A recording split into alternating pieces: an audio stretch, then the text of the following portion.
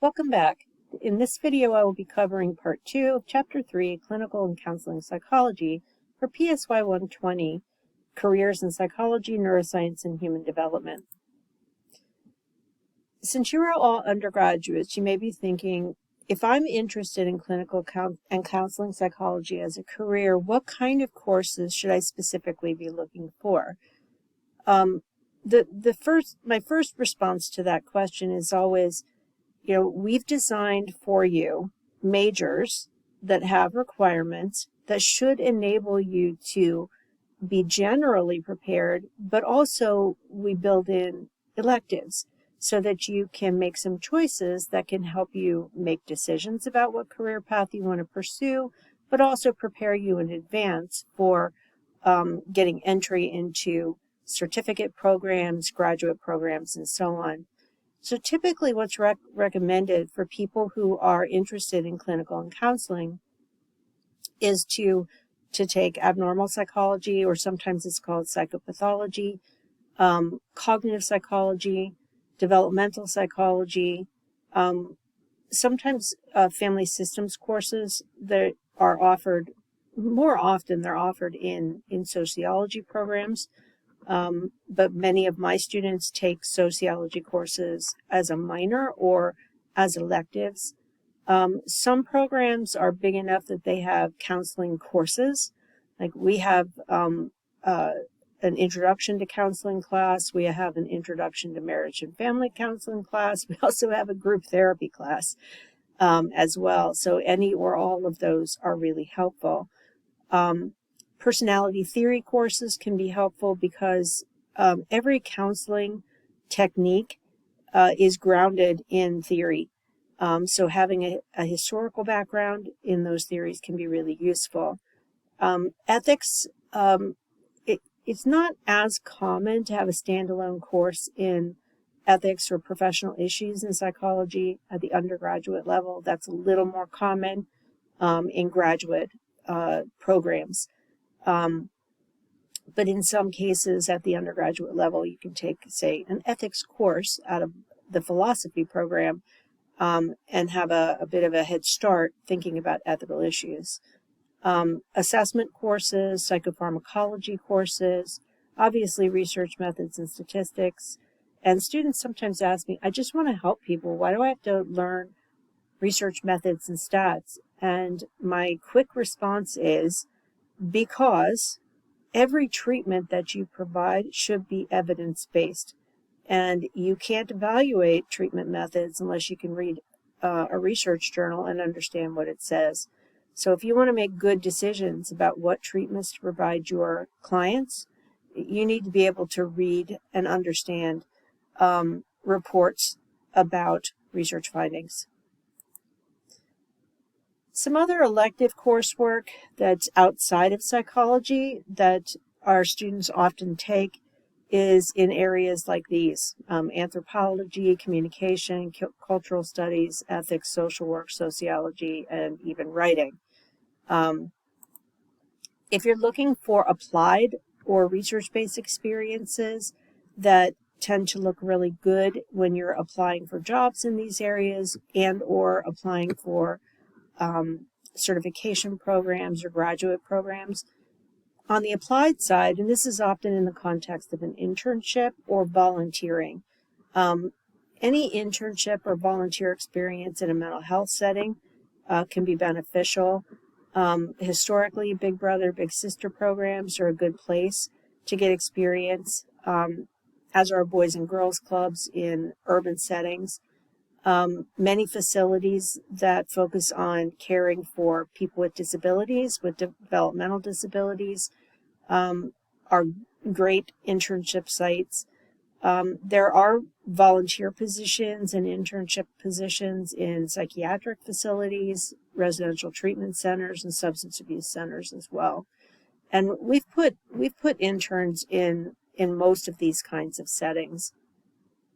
As far as research experiences, people can get involved, people with interest in clinical and counseling can get involved in clinical research, working with their faculty directly But we've even had some students do summer internships where they were in a hospital setting working with a researcher who was doing clinical trials.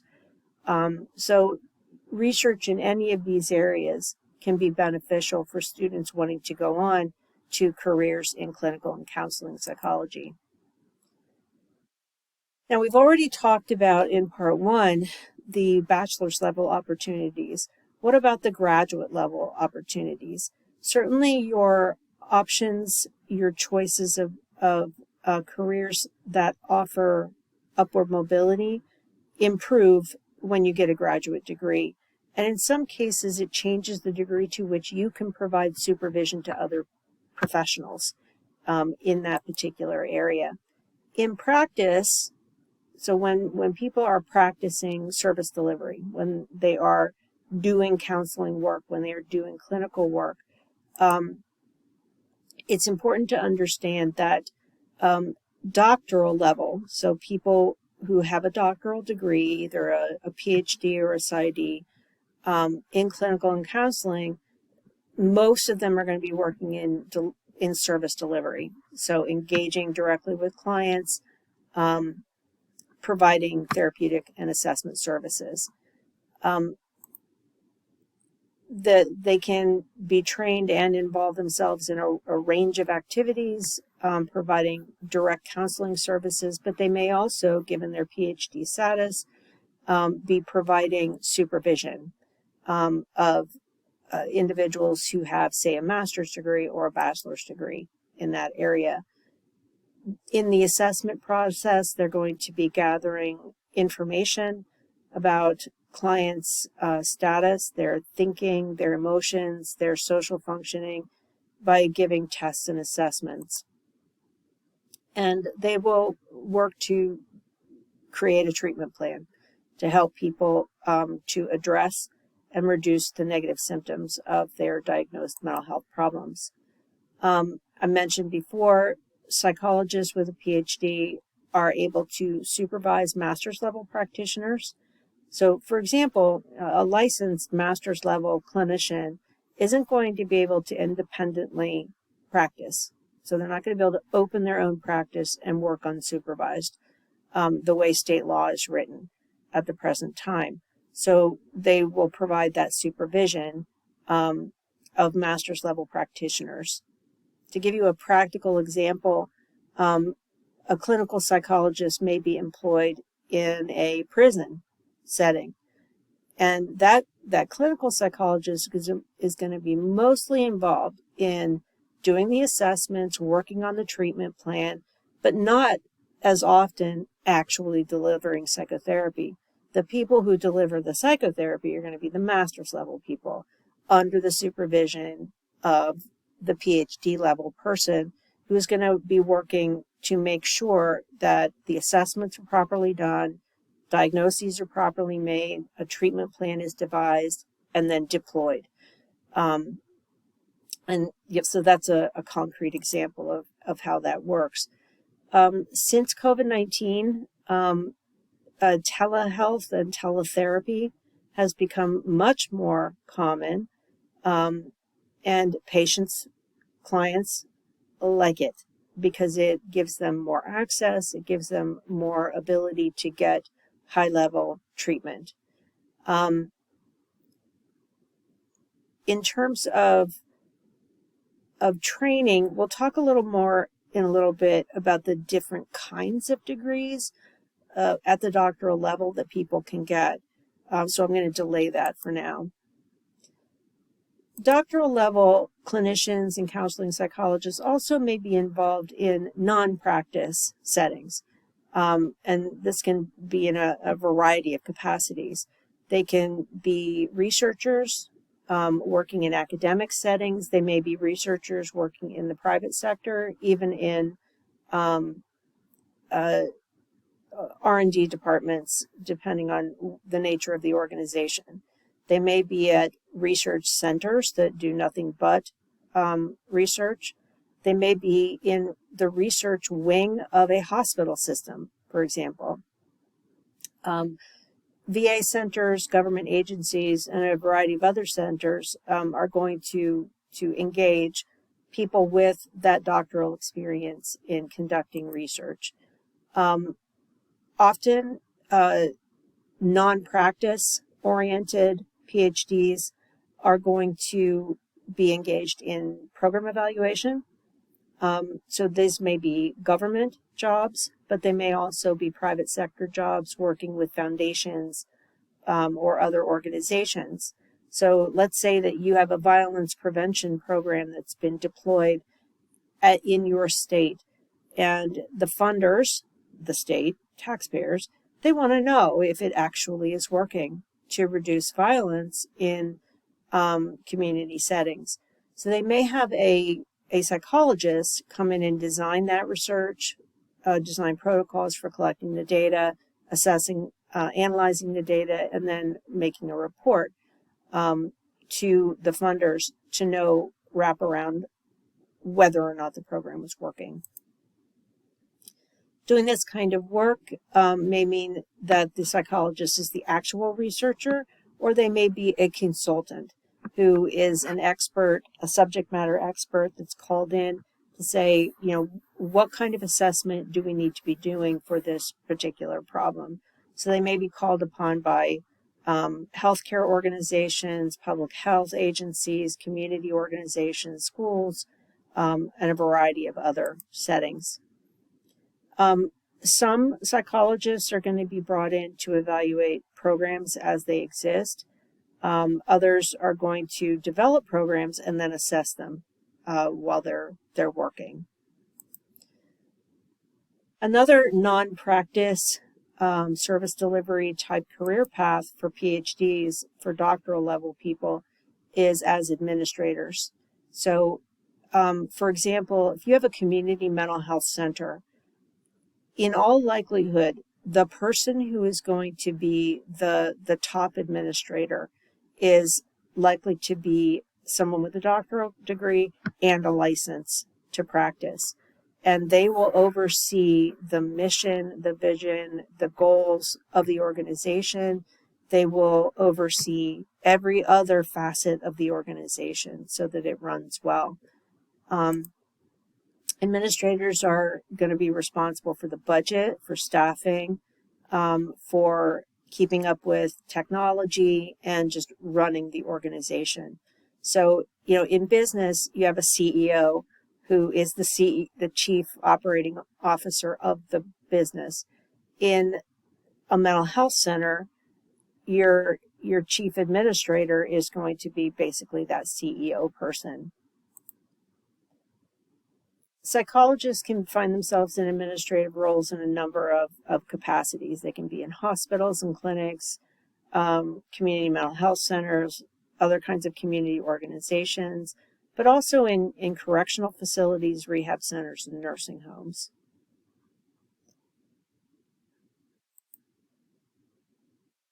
Doctoral training and the education and training considerations, things that you need to keep in mind, include, the fact that doctoral programs, regardless of what type they are, counseling or clinical, both are going to lead.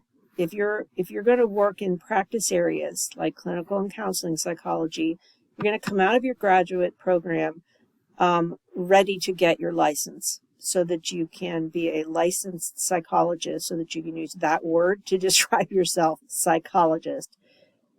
Because, in the legal code, that has a very specific meaning. Your authors describe the label psychologist as protected. And that means you have to have specific training and licensure in order to sell what you're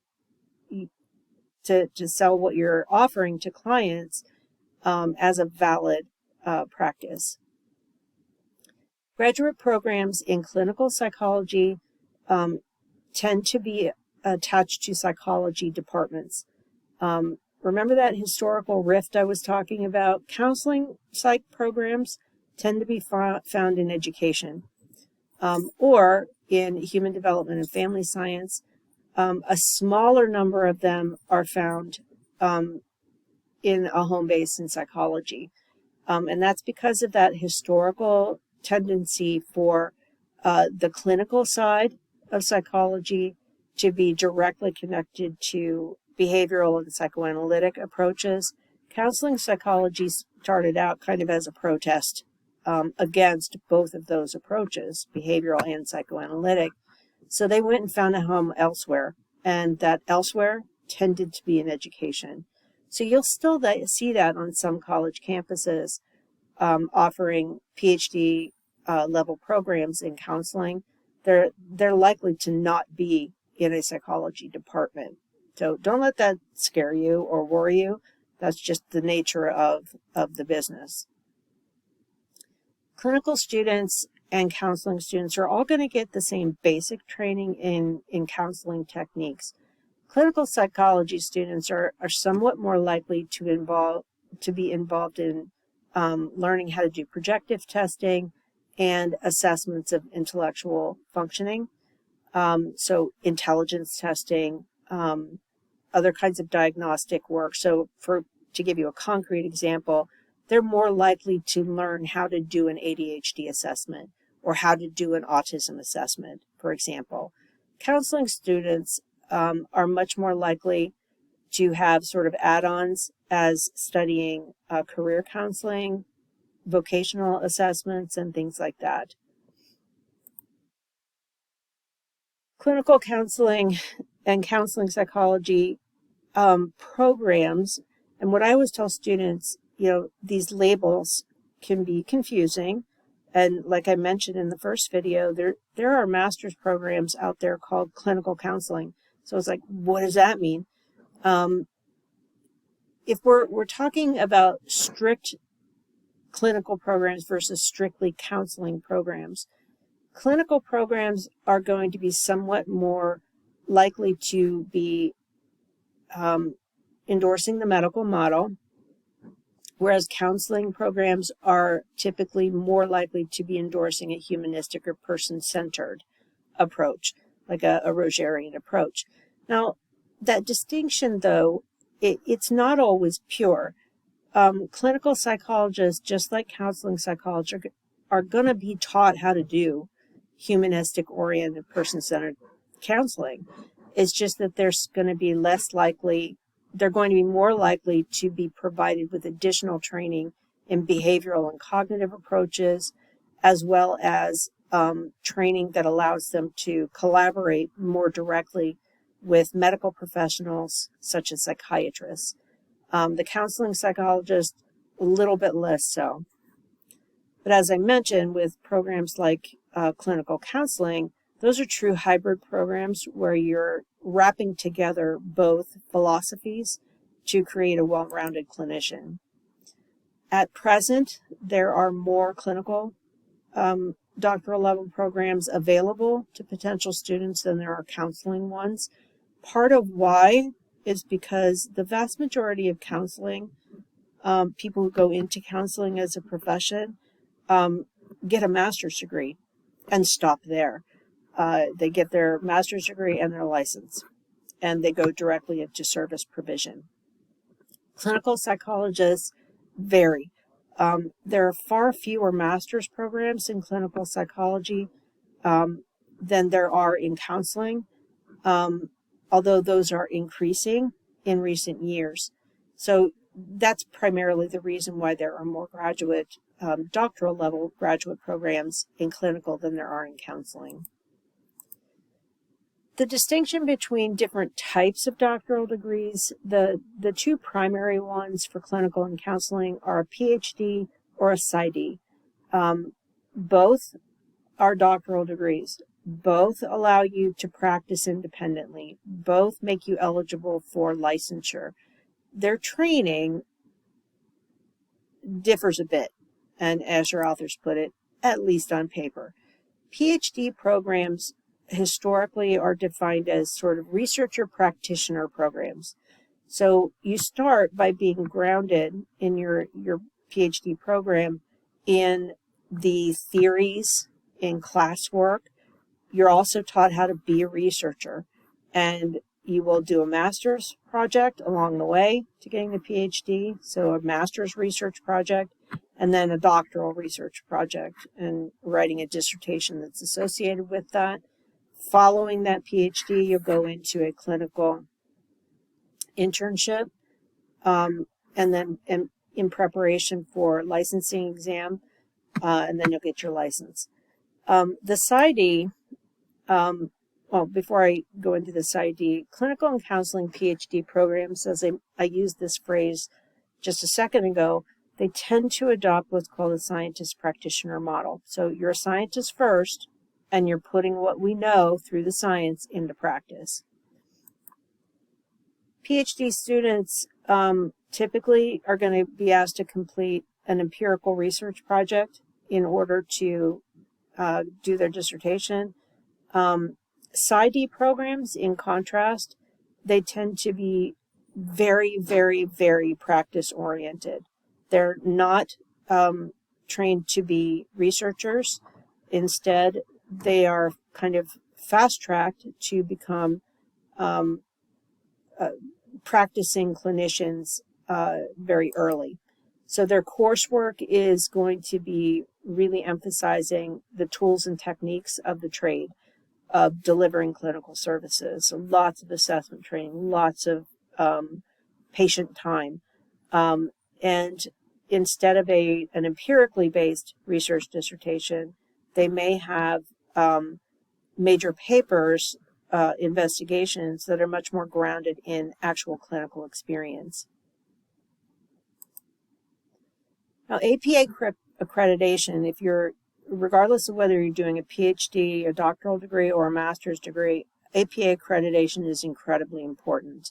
So accreditation through the American Psychological Association means that you have an oversight body that says, I'm going to come into your educational program. So let's say your university has a master's program in clinical psychology. The APA is going to come in and say, in order for us to accredit you, you have to do these things. And most states are going to say, in order to get a license as a practicing psychologist or a practicing counselor, you have to have attended and gotten a degree, a master's or a doctoral degree, from an APA accredited program. And those licensing requirements are evaluated routinely. So over the years, you don't just get accredited once, you have to maintain your accreditation over time. So you need to look for programs that are accredited by the APA. The APA evaluates practice programs like clinical counseling and school psychology to ensure that they are meeting the criteria set out by the APA for meeting the needs of clients and communities. The kinds of things that the APA looks at is the quality of the faculty, the coursework being delivered, the degree to which the program requirements meet the need for eligibility for state licensure. Like, are they doing enough hours of time in the classroom? Are they doing enough hours in clinical practice, etc.? Do they offer adequate research and clinical opportunities, as well as internships for students? Site visits are going to be conducted in order to ensure that these things are being done for students in those programs. Students from accredited programs are definitely more likely to get high-quality clinical internships and jobs going forward. Many organizations, many schools will simply not accept people who do not have APA-accredited degrees. Many states, and we're moving in the direction of being able to say most states, are going to require applicants to have their doctoral degrees from APA programs before they can even apply for licensure. Now, licensure is a separate issue from the degree that you get, and this can be confusing for undergraduate students. As I mentioned earlier, the title of psychologist is protected, meaning that if you're going to deliver psychological services and call yourself a psychologist, you have to be licensed in the state you're practicing, and you have to have the prerequisite degree requirements to use that label. And that means you need a doctoral degree of some kind in order to call yourself that thing. So people with a master's degree, for example, they're going to refer to themselves as counselors or clinicians, not psychologists. People with doctoral degrees can call themselves psychologists. Each state has a slightly different path toward licensure, but they're roughly equivalent across states. And as time goes by, the states are getting better and better at sharing licensure kind of criteria. And they're also making the pathway easier for people to say, take their Ohio license and then translate it into a Pennsylvania license or a Colorado license or whatever. In the past, that licensure barrier to moving from one location to another was very difficult. It's being made somewhat easier as time goes by. So getting a license and being able to call yourself a psychologist, you have to complete your doctoral program and your internship from an APA accredited sites. Then 2 years of supervised practice. So who's doing the supervising? People who are already licensed psychologists are going to do that supervision. After all your degree and supervision requirements are met, then you can apply for licensure, which means you have to pass an exam. That includes, keep in mind that the process of getting a license is time consuming, and it involves expense. So it may involve, really investing in preparing for your license, being tested for your license, and so on. But having that doctoral degree and license can open a lot of doors for you in terms of specific careers.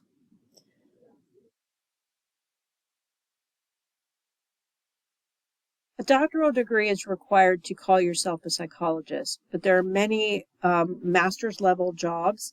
And I would argue, if I look back on my career so far, most of my students who want to go into the applied areas of clinical or counseling, most of them go in counseling, and most of them are seeking a master's degree and a license to provide counseling services. So this has been the space where most of my students land, is in this master's area. Many students seek out sort of an educational pathway that will lead them to become a licensed professional counselor. If you ever see somebody's business card and it says LPC or LPCC, what you've got there is a licensed professional counselor or a licensed professional clinical counselor. Like psychologists, LPCs can do one-on-one service provision. They learn, all of the general counseling skills and can use those in a variety of circumstances. Some LPCs specialize in a certain space, like they may specialize in work with children, work with families, work with older people, work with veterans, but they learn all of the same basic skills. Counselors, remember that philosophical difference between counselors and clinicians. Counselors tend to work with clients on specific issues that they're struggling with, like managing their stress, mild to moderate depression, mild to moderate anxiety, career relationship issues, and grieving are examples. Counselors are going to help clients to figure out how to use their strengths and competencies to become more resilient, more well adapted, more well adjusted. They may consult with and interview clients. They record their observations, think about what their clients need, develop treatment plans, monitor progress, and so on. They may be involved in doing individual therapy, but also group therapy sessions with clients. And they may be called upon to collaborate with other kinds of health professionals and social service providers when necessary. They can work in a variety of different contexts, like mental health clinics, community centers, etc. Becoming a counselor requires a master's degree in counseling. Now, there's a tremendous range of types of counseling programs, in terms of what they're oriented toward, what kind of courses they offer, and so on. So as a student, as an undergraduate who's looking in this direction, you really have to do your investigation to look at every program in terms of, first, is it APA accredited? But then look at the details. What are they really training people to be prepared to do? And choose the one that is the best fit for your interests. In addition to that master's degree, counselors need to get licensure to practice. Now, typically, that's going to be becoming a licensed professional counselor or an LPC. The requirements vary state to state, but generally the requirements include supervised experience, 3,000 hours in many states, which is a lot, and a passing grade on a national counselor examination. Some counselors are licensed clinical social workers, so the acronym there is LCSW. They're also licensed social workers, LSWs. Those are individuals who, like LPCs, get a master's degree and then supervised experience, often of about 3,000 hours. Licensed counselors, the median salary is, as of 2022, was about 50,000, and that depends on the setting in which you're working. Lower salaries in state and county level organizations that are state funded, higher salaries at private facilities. Marriage and family therapists, it's another master's level, although there are PhD options for marriage and family therapy. Both Dr. Cook and Dr. Meyer in the Mount Union programs are well versed in marriage and family therapy. The majority of marriage and family therapists, though, are master's level counselors, as opposed to being full PhD level licensed psychologists. MFTs, like LPCs, need to earn a master's degree. The philosophical backdrop of MFTs tends to be a mixture of psychology, sociology, social work, because there is an assumption that individuals are embedded in family systems. So the approach tends to be a family system approach, looking at the idea that all the people in the family interact and they influence each other dynamically. So that's a bit of a philosophical difference between MFTs and counseling or clinical practitioners, who tend to focus on the individual, not the whole family. Our HDFS major, our Human Development and Family Sciences major, tends to be the best fit for students who have that more holistic set of values of wanting to look at whole families and treating them as dynamic systems.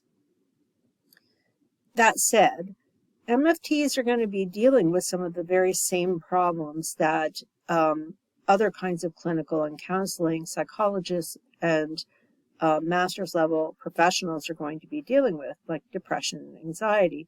But in addition, they may be working with not just individuals, but other members of the family as well. They may be delivering marital counseling, premarital counseling, dealing with parent-child relationships and substance use issues as well. Another philosophical distinction with MFTs, they tend to emphasize short-term approaches to therapy, focusing on specific behavior patterns, communication patterns, and so on. Like counseling, psychologists, they tend to focus on strengths. What are people's strengths that they can capitalize on in order to improve their functioning? They can be found in all of the same locations as the other types of counselors that we've described already. Mental health centers, hospitals. They can also be in private practice. Now, as I said, you can have marriage and family therapists who also have a doctoral degree, so they can provide supervision of others. Most of our graduates from our program who are going into MFT are seeking a master's degree in marriage and family therapy. Like becoming a licensed counselor, an LPC, you have to become licensed. So the requirements, and they vary state to state, but to become licensed, you need an additional 2,000 to 4,000 clinical hours of supervision by a clinical supervisor. So that would be a licensed MFT, and they need to pass the National Marriage and Family Therapy exam. Some states have an alternate, very state-specific licensing exam in their own state, but the country seems to be moving in the direction of more consistent licensing requirements from state to state. As of 2022, MFTs, the median salary was about $57,000. Another avenue is being a clinical social worker. This was mentioned a little bit earlier in our conversation about LPCs and LPCCs. Being a licensed social worker, you can either have an LSW, which in some cases those would be individuals who have a doctoral level degree in social work or a master's degree. And then there's also clinical social workers. The word clinical in this context means these are people who are going to deliver counseling services. So a little confusing there, but distinguish it from being a licensed social worker who's going to work not so much in direct psychotherapy service delivery, but in helping people to deal with problems, barriers in their lives, like getting housing, getting food, getting access to, say, Medicaid, something like that. Whereas the clinical social worker is going to be doing those counseling activities very similarly to what we've already described with licensed counselors or licensed clinical counselors. So clinical social workers are going to work with individuals and families. They're going to provide counseling and assessment.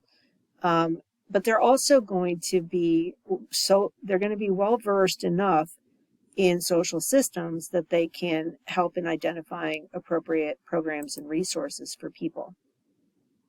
Clinical social workers, in addition to looking at the specific mental health conditions that people may be having, they're also going to more holistically try to look at the person's situation, their context, and so on. They, like LPCs, like licensed professional counselors, they're trained to deliver psychological treatment for disorders that they can diagnose. They also tend to have broader training in terms of delivering family therapy and group therapy in their relationships with their clients. Clinical social workers often coordinate with other kinds of care providers, just like other types of direct service providers. Becoming a licensed clinical social worker who's able to practice, you have to earn a master's degree in social work, so an MSW, and then an additional 2,000 to 4,000 hours of clinical experience supervised by a licensed clinical social worker. That's the requirement in most states. The final step is passing the Association of Social Work Board exam for becoming a licensed clinical social worker. The median salary in 2023, and this often surprises people, is about $79,000. That salary, it varies tremendously. Remember, that's a median. It depends very much on where you're working. So in what kind of treatment context you're working. I would argue that, those who are working in private facilities are going to be paid more than those who are working in publicly funded facilities. It's not always the case, but typically that is what is found. And that concludes my coverage of Chapter 3.